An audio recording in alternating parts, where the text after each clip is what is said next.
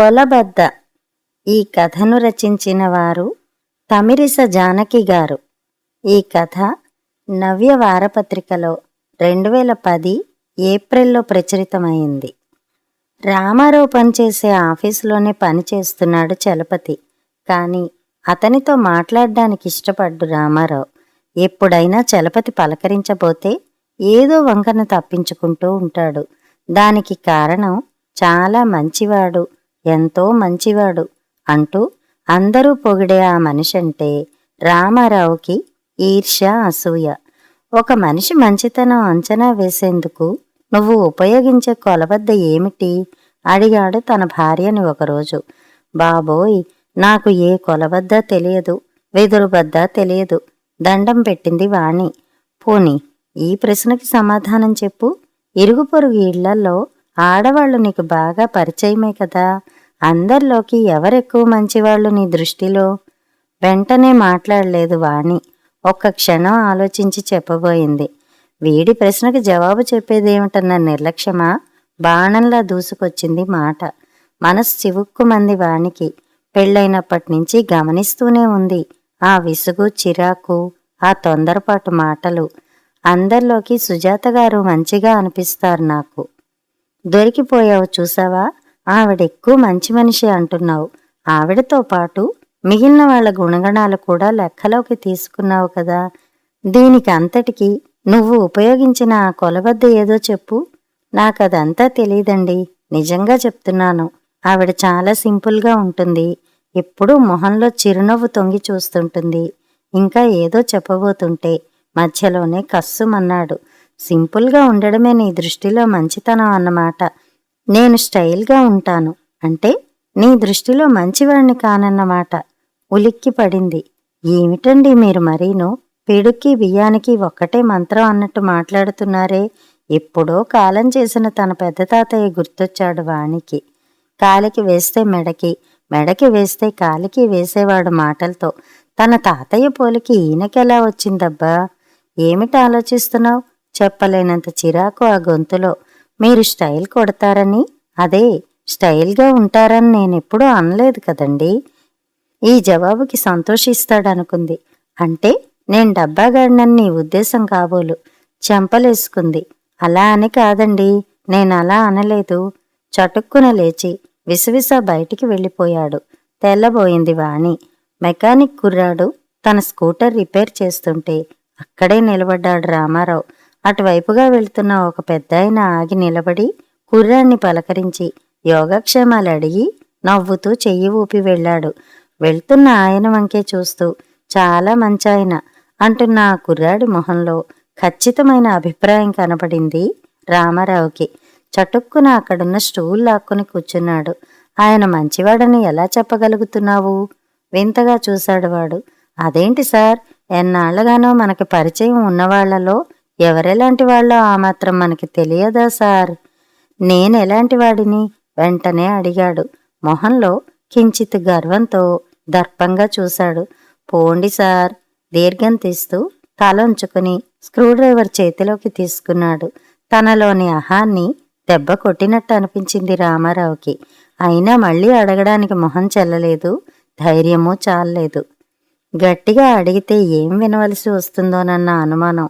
కాని మనసులో మాత్రం ఓ ప్రశ్న నిగడదనుకుంటూ లేచి నిలబడింది. మీకేం సార్, మీరు మంచివారు అంటూ టక్కున వాడెందుకు వెంటనే జవాబు చెప్పలేదు? ఇంకా ఆ రాత్రి నిద్ర పట్టడం కష్టమైపోయింది.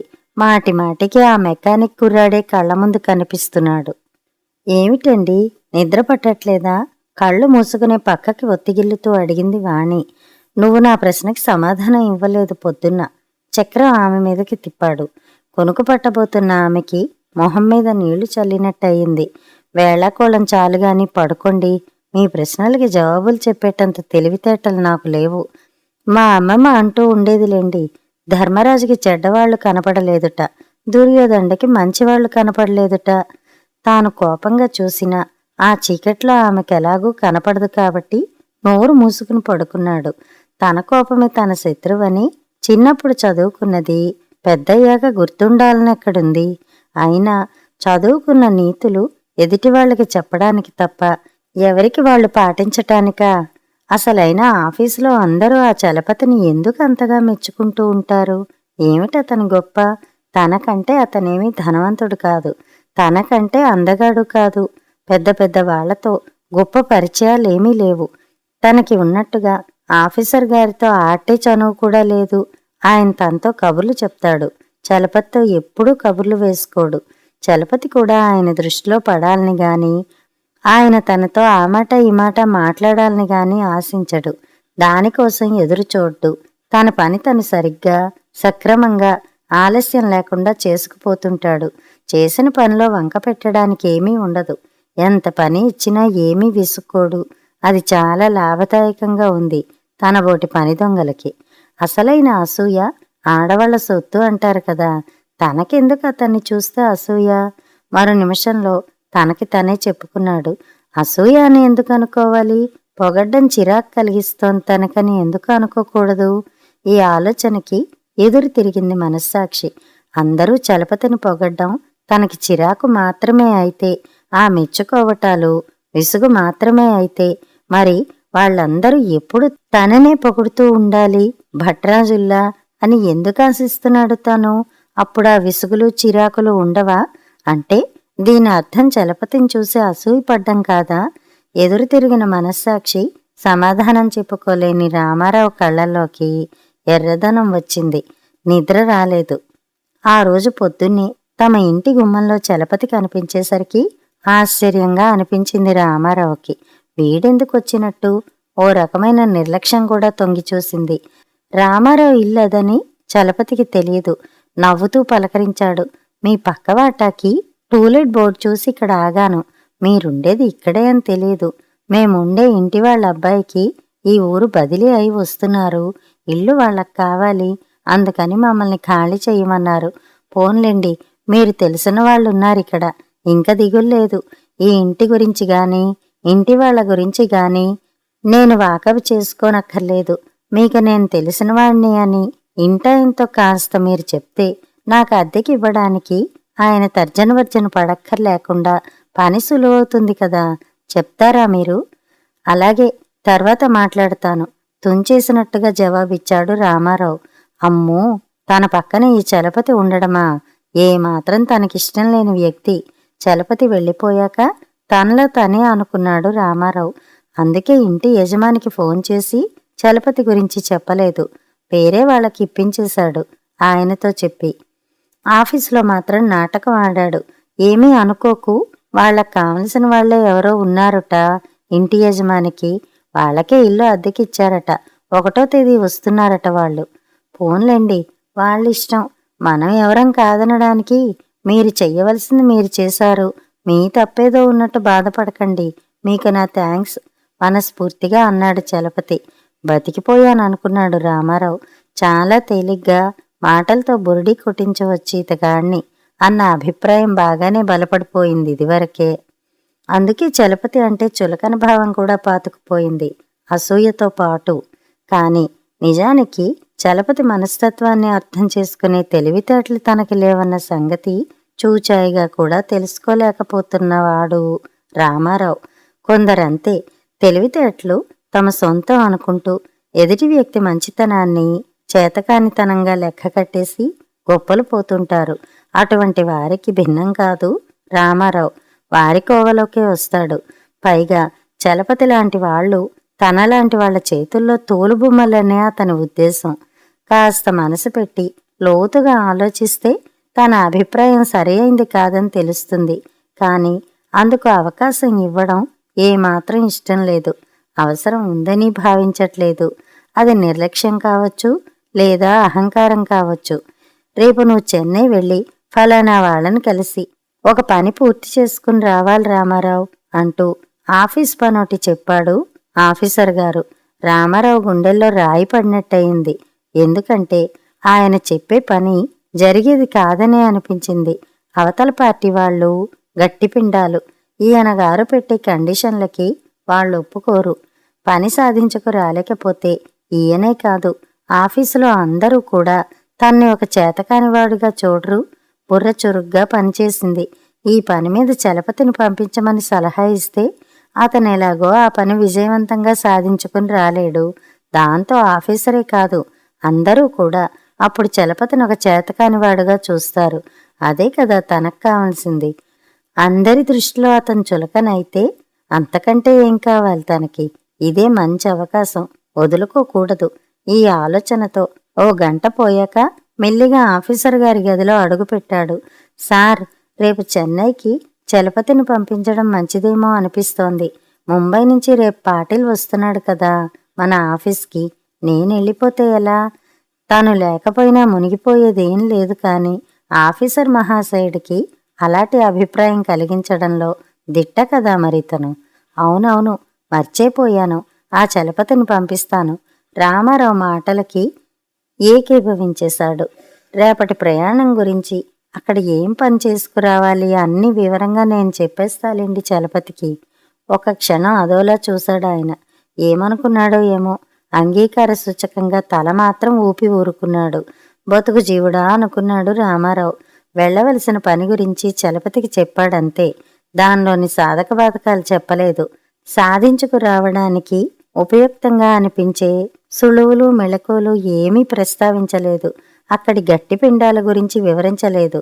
పని మాత్రం కాయో పండో తెలియదన్నట్టుగా చేసుకురావద్దని మొహం చిరాగ్గా పెట్టి హెచ్చరిక అయితే చేశాడు.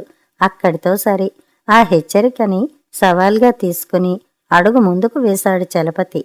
ఆ రోజు ఆఫీసు నుంచి ఇంటికెళ్లేసరికి ముందు గదిలో బావమరిది కనిపించాడు రామారావుకి.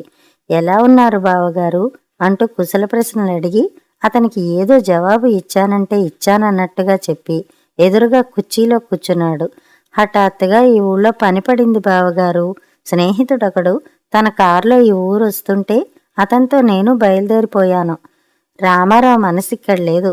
బావమరిది చెప్పే కబుర్లు గాల్లో కొట్టుకుపోతున్నాయి. చెన్నైలో పని సాధించుకొచ్చిన చలపతే కళ్ల ముందు కనిపిస్తున్నాడు. పైగా రామారావు నీకు సలహాలు అవి చక్కగా ఇచ్చినట్టున్నాడు. పని సాధించుకొచ్చే మార్గాలన్నీ బోధపరిచినట్టున్నాడు. వెళ్ళిన పని వాయిదా లేకుండా నెరవేర్చుకొచ్చావు అన్న ఆఫీసర్ గారి మాటలకి ఎంతో సంతోషంగా అవునని బదులిచ్చాడట. క్రెడిట్ అంతా రామారావు గారికే దక్కుతుంది సార్. ఆయన అనుభవజ్ఞులు. వారి సలహాలు సూచనలు అనుసరించబట్టే గాని లేకపోతే అవుతాయా అంత క్లిష్టమైన పనులు అన్నాడట. ఇలా అన్నాడని ఆఫీసర్ గారే చెప్పారు. కాఫీ తీసుకోండి. ఎదురుగా టీపై మీద కాఫీ కప్పు పెట్టింది వాణి. ఉలిక్కి పడ్డట్టుగా ఆలోచనల్లోంచి యువతలకొచ్చాడు. ఊరి నుంచి బావమరిది వచ్చాడన్న స్పృహే లేనట్టుగా ఉన్నాడు. అలా ఉన్నారేం బావగారు? ఆఫీసులో పని ఎక్కువగా ఉందా? ఏమిటి? ఆ అవును. ఆ పరాకేమిటో, ఆ పరధ్యానం ఏమిటో అర్థం కాక నుదురు చిట్లించి కళ్లతోనే ప్రశ్నిస్తూ అక్కవైపు చూశాడు తమ్ముడు. ఏమో అన్నట్టుగా పెదాలు విరిచింది వాణి. ఏ మనిషి ఎప్పుడు ఏ విషయంలో మదనపడుతూ మనశ్శాంతి లేకుండా చేసుకుంటాడో ఎవరు చెప్పగలరు? మనశ్శాంతిగా బతకడం ఎంతో మందికి తెలియదు. ఈ మాట అంటే వాళ్ళు ఒప్పుకోరు. కానీ ఇందులో అబద్ధం లేదు. ఇది ముమ్మాటికి నిజం. ఏ సమస్యలు లేకుండా జీవితం సాఫీగా జరిగిపోతున్నా తోచదు కొందరికి. మనిషి అన్నాక ఏవో సమస్యలు వస్తూ పోతూ ఉండడం అతి సహజం.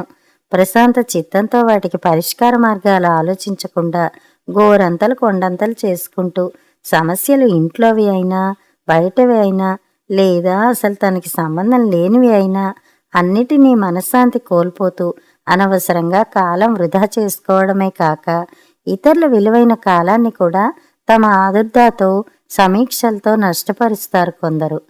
ఈర్ష్యద్వేషాలు కూడా మనసుతో ఆడుకుంటూ మనశ్శాంతికి మనిషిని దూరం చేసేవే. ప్రస్తుతం రామారావు ఈ పరిస్థితిలో ఉన్నవాడని ఆ అక్క తమ్ముళ్ళిద్దరికీ తెలియదు.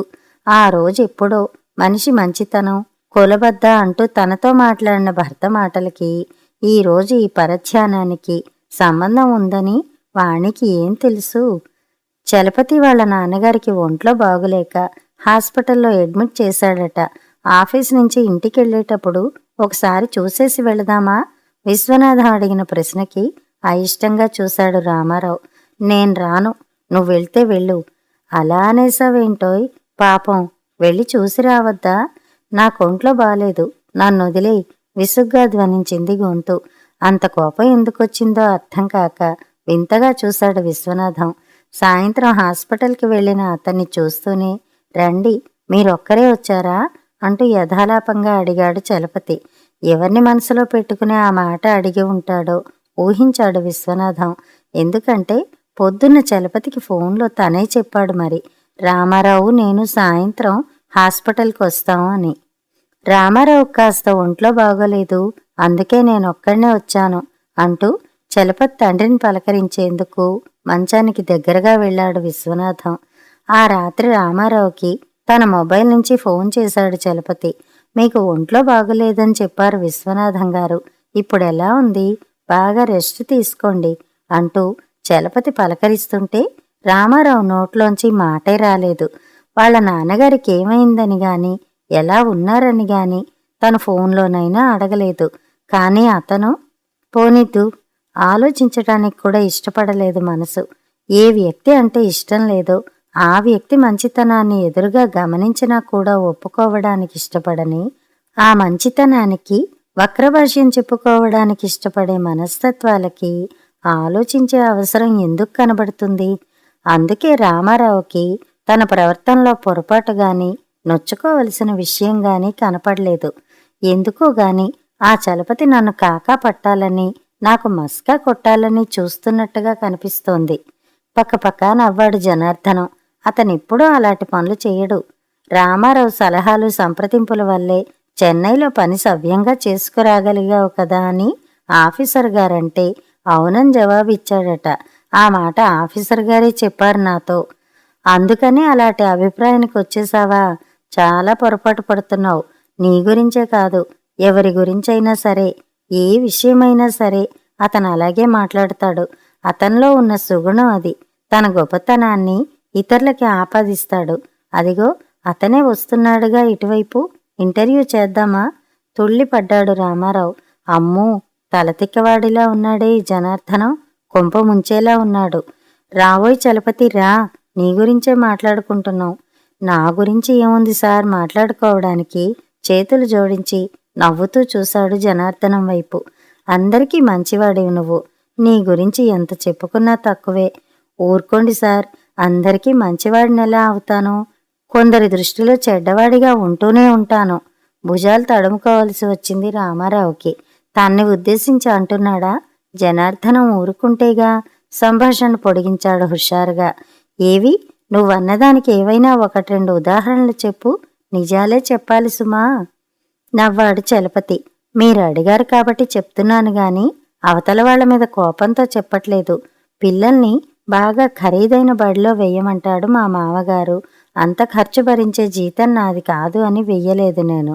లంచాలు తీసుకుంటూ ఉంటే ఆ ఖర్చు భరించడం కష్టం అవ్వదంటాడాయన. నేనా పని చెయ్యను, హై క్లాస్ బడిలో వెయ్యను. అలాంటప్పుడు ఆయన దృష్టిలో నేను మంచివాడినా? మీరే చెప్పండి. ఒక్క క్షణం ఆగి నవ్వుతూ మళ్ళీ అన్నాడు. ప్రయాణ సదుపాయం లేని చాలా చిన్న పల్లెటూళ్ళలో ఇంకెవ్వరూ తోడు లేకుండా రోజులు గడుపుతున్న మా అమ్మ నాన్నల్ని ఇక్కడికి, మా ఇంటికి తీసుకొచ్చేశాను. అది వాళ్ళిద్దరికీ కూడా ఇష్టం లేదు. ముక్కుతూ మూలుగుతూ అక్కడే ఉంటా అంటారు. వైద్య సదుపాయం కూడా లేదక్కడ. వాళ్ళు వద్దన్నా ఇక్కడికి తీసుకొచ్చినందుకు వాళ్ళ దృష్టిలో నేను మొండివాడినవుతాను. కాని మంచివాడినా ఏమంటారు? ఇలాంటివే ఇంటా బయట ఉంటూ ఉంటాయిలేండి. అందుకని వింటున్న శ్రోతలిద్దరూ నోళ్లు తెరుచుకుని చూస్తుండిపోయారు. వస్తాను సార్, అతను వెళ్ళిన వైపే చూస్తూ నెమ్మదిగా రామారావు భుజాన్ని తడుతూ జనార్దనం చెప్పిన మాటలకి కుర్చీలో బిగుసుకుపోయాడు రామారావు. చలపతికి ప్రమోషన్ రాకుండా ప్రతిసారి నువ్వే అడ్డుకుంటున్నావని, అతని మీద లేనిపోని మాటలు ఆఫీసర్కి నువ్వే చెప్తున్నావని ఆ చలపతికి ఎప్పుడో తెలుసు. ఎలా తెలుసు? కష్టపడి మాట పెగిల్చుకున్నాడు. గూఢచారి పనిచేసేవాళ్ళు, మాటలు చేరవేసేవాళ్ళు ఈ ఆఫీసులో నువ్వు తప్ప ఇంకెవ్వరూ ఉండరని ఎలా అనుకుంటున్నావు? తనకి తెలుసని చలపతి చెప్పాడా నీకు? నీరసంగా లంఘనాలు చేసిన వాళ్ళ ధ్వనించింది రామారావు గొంతు. అన్నీ తెలిసి కూడా అతనికి తన మీద కోపం లేదే? అమర్యాదగా ఎప్పుడూ తన్ని చూడలేదే? ఎన్నడూ తన్ని అగౌరవపరచలేదే? చలపతి మంచితనం ఇంకా నీకు సరిగ్గా అర్థం కాలేదన్నమాట. అతను చెప్పలేదు నాకు. అతనితో ఈ విషయాలన్నీ చెప్పినవాడే స్వయంగా నాతో చెప్పాడు. పైగా నీతో దెబ్బలాడమని కూడా సలహా ఇచ్చాడట ఆ వ్యక్తి. చేతులు జోడించి నవ్వి ఊరుకున్నాడట చలపతి. రామారావు పళ్ళు పటపటలాడుతూ దవడకండరాలు కదిలాయి. ఇంతకీ ఎవరు వాడు? అమ్మమ్మ, అది మటుకు అడక్కు. అది నేనే అన్నమాట నోటి నుంచి జారనివ్వకుండా లేచి వెళ్ళొస్తానన్నట్టుగా చెయ్యి ఊపి నిర్లక్ష్యంగా కుర్చీ వెనక్కి తోసి వడివడిగా అక్కడి నుంచి వెళ్ళిపోయాడు జనార్దనం. కనురెప్పలు వాల్చి వెనక్కి వాలాడు రామారావు కుర్చీలో. చిన్నప్పుడు చదువులో తనకంటే తెలివితేటలు చూపించిన తమ్ముడి పట్ల ఈర్ష్య. ఉద్యోగంలో చేరాక పక్కింటివాడి జీతం తన జీతం కంటే ఎక్కువని అతన్ని చూస్తే ఈర్ష్య. పెళ్ళయ్యాక ఇంటి బడ్జెట్ విషయంలో తనకంటే బాగా తన భార్య సమర్థించగలదని ఆమెను చూస్తే ఈర్ష్య. ఆఫీసులో చాలా మంచి మనిషిగా పేరు తెచ్చుకున్న చలపతిని చూస్తే ఈర్ష్య. అది ఎవరిలో ఉందో ఆ వ్యక్తికి తెలియకుండానే నిరంతరం అతడి మనసుని కాల్చేసే శక్తి దానికి ఉందని తెలుసుకోలేక దాంతోనే రగిలిపోతున్న మూర్ఖుడై ఉండి కూడా మరొకరి మంచితనాన్ని అంచనా వేయాలని చూడడం ఎంత హాస్యాస్పదం. ఎవరి మంచితనాన్ని అయినా కొలవడానికి కావలసిన కొలబద్ద ఏమిటని తల వద్దలు కొట్టుకున్నాడే. ఈర్ష్య, అసూయ, ద్వేషం, కపటం, కల్మషం ఎన్ని ఉన్నా ఎంత ఉన్నా కాసేపు వాటిని పక్కకి పెట్టి నిష్కల్మషమైన ప్రశాంత చిత్తాన్ని కొలబద్దగా చేసుకుంటే తప్ప ఎదుటి వ్యక్తిలోని మంచితనాన్ని అంచనా వేయడం కుదరదన్న సత్యం బోధపడింది రామారావుకిప్పుడు. మనసు తేలికపడింది. ఎన్నాళ్లగానో తాను కోల్పోయిన ప్రశాంతత చేకూరినట్టయింది. కథ సమాప్తం.